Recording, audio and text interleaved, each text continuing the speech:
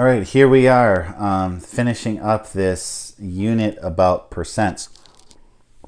I think it is worth noting that everything you've done so far with this is should be a review, and I hope that if anything, you came away with maybe seeing another way to look at some of these problems. I'm always and I understand that I'm somebody who really enjoys math, and I like math, and I think it's a very beautiful science.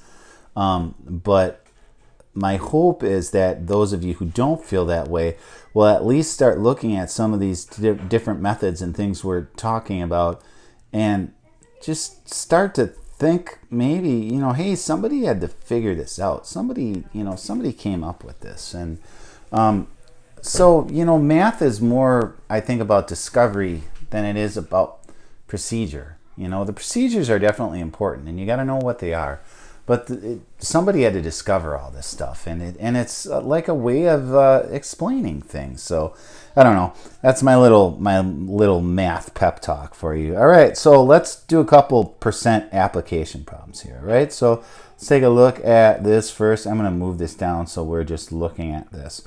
All right, it says here, and I apologize for this being a little small. It says Madeline usually makes 85% of her shots in basketball. All right, if she attempts 20, how many will she likely make? All right, so they're telling us the percent, and I know this much already. And if she attempts 20, so that means the whole is 20, and they're saying how many is she going to make? So she makes 85%. So this is finding the part, and we just set that up, and you go 100x, and then we'll do, as long as the calculator's here, do 20 times 85. We get 1700. Divide them both by 100. And this one is pretty easy because you can just go boom, boom. And you get 17 over 1, which is 17. Meaning, how many will she likely make? She will likely make 17 shots. And I'll tell you what, Madeline is a really good basketball player if she's an 85% shooter.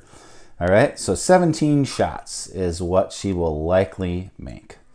Okay, let's look at another one. All right. Juanita told her dad that she won 80% of the card games she played yesterday. I don't know how many people tell their dads how many card games they won, but they must have a good relationship. So Juanita tells her dad she won 80% of the games she won, so 80% out of 100. If she won 4 games, how many games did she play? So she won 4 out of a certain number of games, and that was 80%. So you just set this up, right? 4 times 100 is 400. We'll put that over here. Equals 80x. I like to put the x's on the left side. Divide by 80.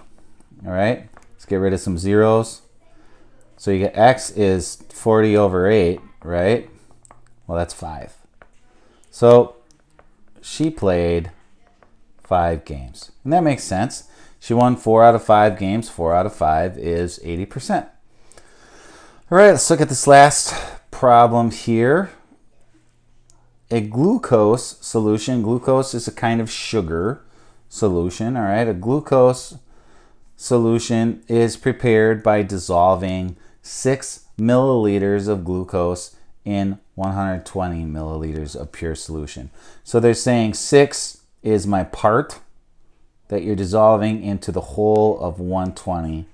And then they want to know what's the percent of glucose in the resulting solution. All right, so they want to know X is, what's the percent, right? What percent? And that's what they're asking us to find. This is the right way to set this up. So before I do the problem, I just want to ask you something. Is it going to be bigger or less than 6%? So if you look at your numbers and you know that you're dissolving it into 120 milliliters and percent is over 100, well, in order for 120 to go to 100, you're multiplying it by something that's smaller than a factor of 1, right? So it's going to be less than 6. So I'm going to take 5, maybe 5%. 4.8, something like that. We'll play around, see what we get. All right, so let's multiply. 120 times x is 120x equals 600. And you divide them both by 120, and you get x, and then let's get rid of some zeros. What's 60 divided by 12? 60 divided by 12 is 5.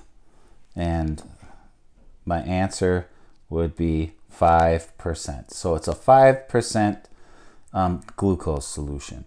All right.